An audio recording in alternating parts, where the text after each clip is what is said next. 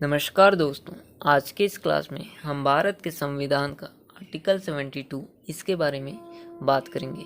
Class start करने से पहले मैं आपको बताना चाहूँगा कि अभी तक हमने आर्टिकल 52 से लेकर आर्टिकल 71 तक अच्छे से पढ़ लिया है और आज के इस क्लास में हम आर्टिकल 72 के बारे में बात करेंगे। ठीक है, तो चलिए अब डिस्कशन स्टार्ट करते हैं। तो भारत के संविधान का आर्टिकल 72। भारत के संविधान के आर्टिकल 72 के तहत राष्ट्रपति महोदय को क्षमादान की शक्ति प्राप्त है। ठीक है, भारत के संविधान के आर्टिकल 72 के तहत राष्ट्रपति महोदय को क्षमादान की शक्ति प्राप्त है। अब चलिए देखते हैं कि इस आर्टिकल 72 के तहत राष्ट्रपति महोदय को कितने प्रकार के क्षमादान की शक्ति प्राप्त है। ठीक है, तो ध्यान से देखो, पांच प्रकार के सजा संबंधी क्षमादान की शक्ति राष्ट्रपति महोदय को प्राप्त है। ठीक है, 5 प्रकार के सजा संबंधी क्षमादान की शक्ति राष्ट्रपति महोदय को प्राप्त हैं। तो चलिए अब एक एक करके इन्हें देखते हैं।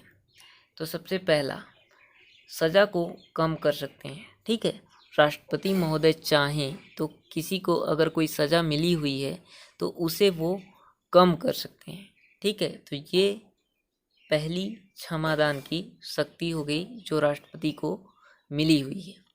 फिर अगला देखते हैं, प्रकृति को चेंज कर सकते हैं। ठीक है, राष्ट्रपति महोदय चाहें तो किसी व्यक्ति को कोई सज़ा मिली हुई है तो उस सज़ा की प्रकृति को चेंज कर सकते हैं। फॉर एग्जाम्पल, मान लो किसी व्यक्ति को फांसी की सज़ा मिली है तो राष्ट्रपति महोदय चाहें तो उस फांसी को वो उम्र कैद में कन्वर्ट कर सकते हैं। तो ये होता है प्रकृति को चेंज करना। ठीक है, फिर तीसरा देखते हैं, रोक सकते हैं।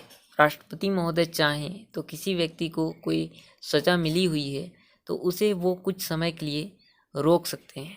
ठीक है, फॉर एग्जाम्पल, अगर गर्भवती महिला है या कोई बीमार व्यक्ति है, ठीक है, तो उसे कोई सज़ा मिली हुई है तो राष्ट्रपति महोदय चाहें तो उनकी सज़ा को कुछ टाइम के लिए, कुछ समय के लिए रोक सकते हैं, या वो जितना टाइम चाहें उतना टाइम तक रोक सकते हैं। ठीक है, तो ये तीसरी बात हो गई हमारी। फिर चौथा देखते हैं, माफ़ भी कर सकते हैं। ठीक है, पूरी तरीके से। ठीक है, राष्ट्रपति महोदय चाहें तो किसी व्यक्ति को कोई सज़ा मिली हुई है तो उसे वो पूरी तरीके से माफ़ कर सकते हैं। ठीक है, पूरी तरीके से, इतनी पावर होती है राष्ट्रपति महोदय के पास में।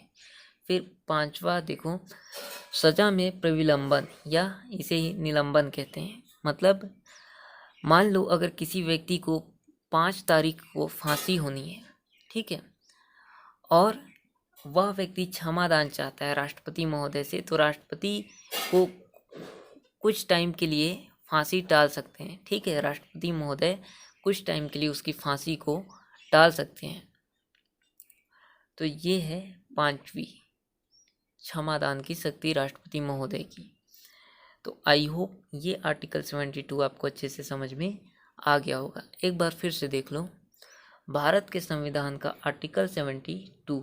ठीक है, भारत के संविधान के आर्टिकल 72 के तहत राष्ट्रपति महोदय को क्षमादान की शक्ति प्राप्त है।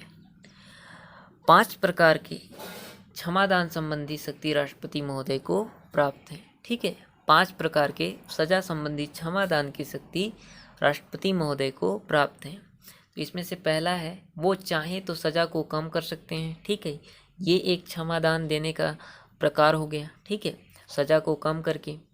दूसरा, वो प्रकृति को चेंज कर सकते हैं, सज़ा की प्रकृति को चेंज कर सकते हैं, फांसी को वो उम्र कैद में कन्वर्ट कर सकते हैं। ठीक है, तीसरा, वो चाहें तो सज़ा को रोक भी सकते हैं, ये भी एक क्षमादान देने का तरीका हुआ। ठीक है, सज़ा को चाहें तो रोक सकते हैं। कब? मान लो यदि कोई गर्भवती महिला है या कोई बीमार व्यक्ति है या कोई भी कंडीशन, जब राष्ट्रपति महोदय को लगे कि उनको सज़ा थोड़े टाइम के लिए रोक देना चाहिए या जितने भी टाइम के लिए वो रोकना चाहें वो रोक सकते हैं।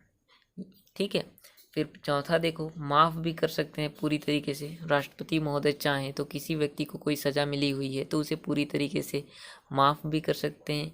ये क्षमादान की शक्ति भी राष्ट्रपति महोदय को प्राप्त है। फिर 5वीं क्षमादान की शक्ति देखो, सजा में प्रविलंबन या निलंबन, मतलब अगर किसी व्यक्ति को 5 तारीख को फांसी होनी है और वह व्यक्ति क्षमादान चाहता है तो राष्ट्रपति कुछ टाइम के लिए फांसी को टाल सकते हैं, ताकि उस टाइम में वह राष्ट्रपति महोदय से क्षमा याचना करना चाहता है उसे वो कर सके। ठीक है, तो ये सजा में प्रविलंबन निलंबन भी कर सकते हैं, इसका कोई भी कारण हो सकता है। ठीक है, तो आई होप ये आर्टिकल 72 आपको एक बार फिर से मैंने अच्छे से समझा दिया। तो चलिए अब मिलते हैं अगले क्लास में अगले आर्टिकल 73 के साथ, तब तक के लिए धन्यवाद।